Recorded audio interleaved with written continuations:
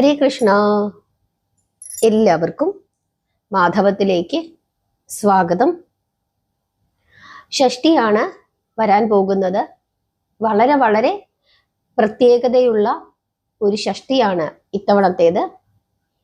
ഷഷ്ടി തിഥി ആരംഭിക്കുന്നത് 2025 നവംബർ മാസം 25-ാം തീയതി രാത്രി 10:56 മുതൽ 2025 നവംബർ മാസം 27-ാം തീയതി വെളുപ്പിനെ 12:01 വരെയാണ്.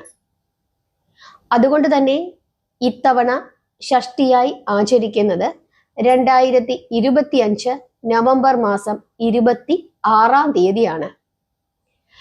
സാധാരണ ഷഷ്ടി വ്രതം സുബ്രഹ്മണ്യ സ്വാമിയെ പ്രാർത്ഥിക്കുന്നതിനായിട്ട്, സുബ്രഹ്മണ്യ സ്വാമി പ്രീതികരങ്ങളായ കാര്യങ്ങൾ ചെയ്യുന്നതിനായിട്ടാണ് നമ്മൾ ഉപയോഗിക്കുന്നത്.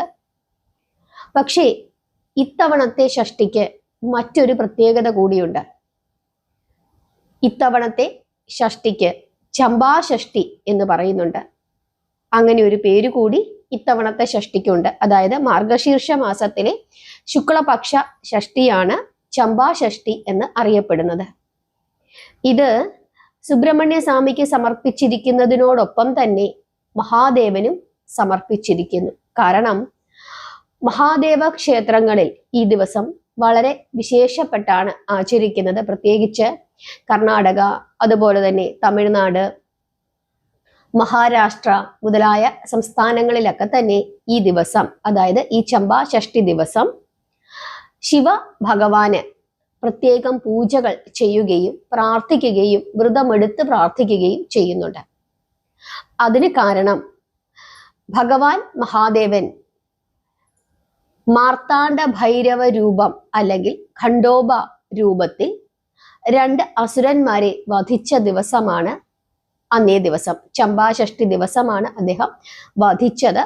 6 ദിവസം നീണ്ടുനിന്ന യുദ്ധത്തിന്റെ ഒടുവിൽ ഒരു ചമ്പാഷഷ്ടി ദിവസം, അതായത് മാർഗശീർഷ മാസത്തിലെ ശുക്ലപക്ഷ ഷഷ്ടി ദിവസം അദ്ദേഹം മല്ല എന്നും മണി എന്നും പേരുള്ള 2 അസുരന്മാരെ വധിച്ച് ദേവന്മാരെ സംരക്ഷിച്ചു.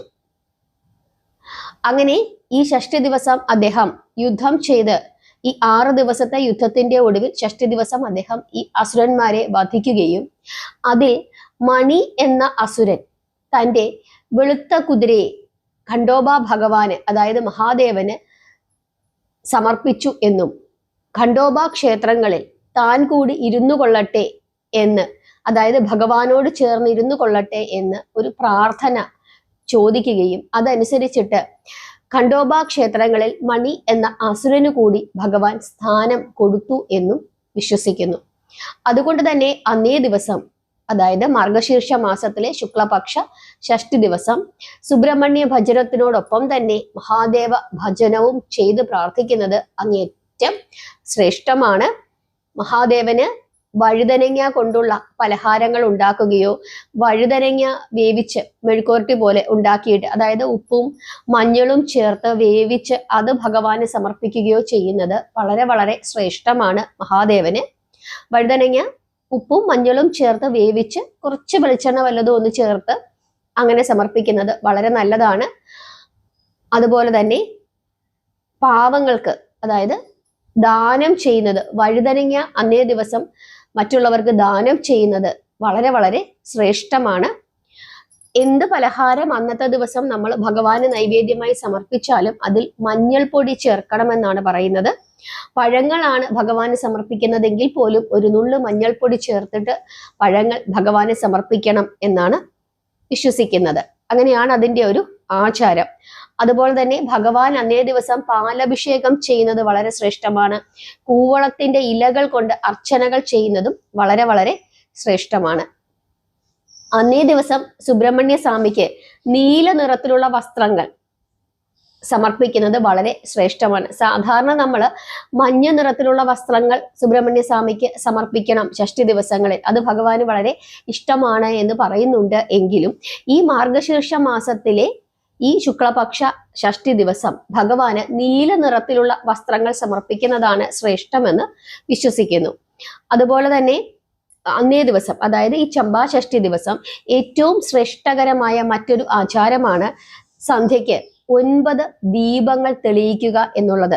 9 ദീപങ്ങൾ, അതായത് 9 മൺചിരാതുകളോ അല്ലെങ്കിൽ 9 നിലവിളക്കുകളോ എങ്ങനെയാണോ നമ്മുടെ കയ്യിലുള്ളത് അതനുസരിച്ചിട്ട് 9 ദീപങ്ങൾ, അതും നല്ലെണ്ണ ഉപയോഗിച്ചിട്ട് തന്നെ തെളിയിക്കണം എന്നാണ് വിശ്വസിക്കുന്നത്.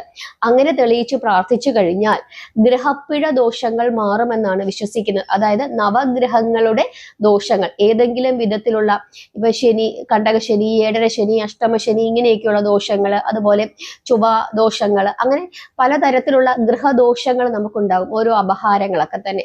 അങ്ങനെ എല്ലാ ഗ്രഹങ്ങളുടെയും ദോഷങ്ങൾ മാറുമെന്നും നമുക്ക് ആപത്തിൽ നിന്നും സംരക്ഷണം ഉണ്ടാകുമെന്നും വിശ്വസിക്കുന്നു. അതായത് ഗ്രഹദോഷങ്ങൾ മാറി ഐശ്വര്യസമൃദ്ധമായ ഒരു ജീവിതം നമുക്ക് ഉണ്ടാകുമെന്നാണ് വിശ്വസിക്കുന്നത്. അതായത് 9 ദീപങ്ങൾ അന്നത്തെ ദിവസം സന്ധ്യയ്ക്ക് നമ്മൾ നല്ലെണ്ണ ഉപയോഗിച്ച് തെളിയിച്ച് പ്രാർത്ഥിക്കണമെന്നാണ് വിശ്വസിക്കുന്നത്. അതുപോലെ ഷഷ്ടിവ്രതം എടുക്കുന്ന കാര്യം എല്ലാവർക്കും അറിയാം. 26-ാം തീയതിയാണ് ഷഷ്ടി. 25-ാം തീയതി ഒരിക്കലുണ്ട് വ്രതത്തിന് വേണ്ടി നമ്മുടെ ശരീരവും മനസ്സും ഒക്കെ തയ്യാറാക്കുക. അതിനുശേഷം പിറ്റേ ദിവസം ഷഷ്ടി ദിവസം അതിരാവിലെ എഴുന്നേൽക്കുക, കുളിച്ച് സുബ്രഹ്മണ്യ ഭജനം ചെയ്യണം. ഫോട്ടോയൊക്കെ നന്നായിട്ട്, അല്ലെങ്കിൽ വിഗ്രഹമാണെങ്കിൽ അതൊക്കെ നന്നായിട്ട് തുടച്ച് അലങ്കരിച്ച് ചന്ദനവും സിന്ദൂരവും ഒക്കെ തൊട്ട് നന്നായി അലങ്കരിച്ച് പൂക്കൾ സമർപ്പിച്ച്, മഞ്ഞ പൂക്കളോ വെള്ള പൂക്കളോ ഒക്കെ സമർപ്പിച്ച് ഭഗവാന് അർച്ചനകൾ ചെയ്ത്, അതുപോലെ തന്നെ നൈവേദ്യങ്ങൾ, പഴമായിക്കോട്ടെ അല്ലെങ്കിൽ പാല്, ഏറ്റവും നല്ലത് പാലാണ്. പാല് പഞ്ചസാര ചേർത്ത് തിളപ്പിച്ച പാല്, അത് വളരെ ശ്രേഷ്ഠമാണ്.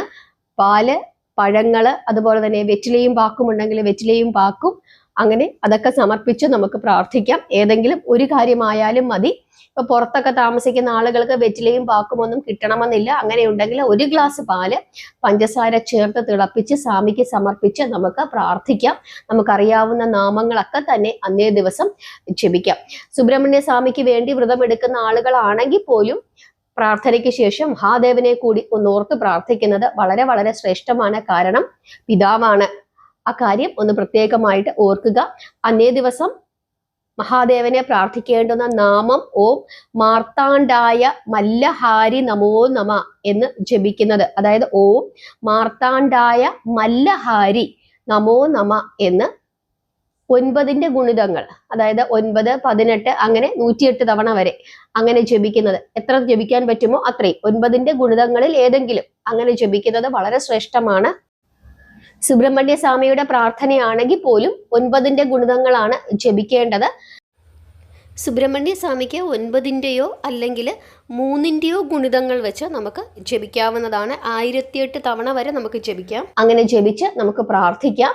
പിന്നീട് വ്രതം എടുക്കേണ്ടത് എങ്ങനെ എന്ന് എല്ലാവർക്കും അറിയാം. ഒന്നുകിൽ നമുക്ക് ഉപവസിക്കാം, അതല്ലെങ്കിൽ പാലും പഴങ്ങളും കഴിച്ച് ഇരിക്കാം, അല്ലെങ്കിൽ പഴങ്ങൾ മാത്രം കഴിച്ചിരിക്കാം.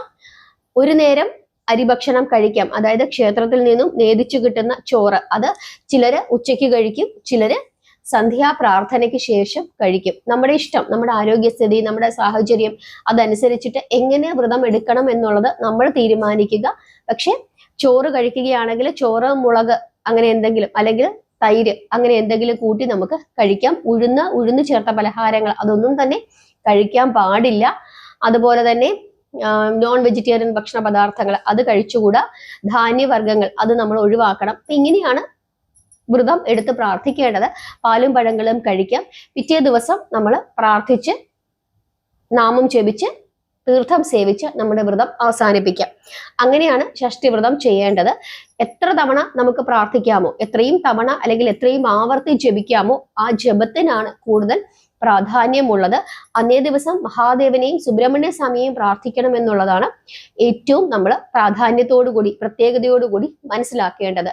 ഇത്രയും കാര്യങ്ങളൊക്കെയാണ് ഷഷ്ടിവ്രതത്തെ പറ്റി മനസ്സിലാക്കേണ്ടത്. ഇത്തവണത്തെ ഷഷ്ടിവ്രതത്തിന്റെ പ്രാധാന്യം ഇതാണ്. ഇത്തവണത്തെ ഷഷ്ടിവ്രതത്തിന്റെ പേര്, അതായത് മാർഗശീർഷ മാസത്തിലെ ശുക്ലപക്ഷ ഷഷ്ടിക്ക് പറയുന്ന പേര് ചമ്പാഷഷ്ടി എന്നുള്ളതാണ്.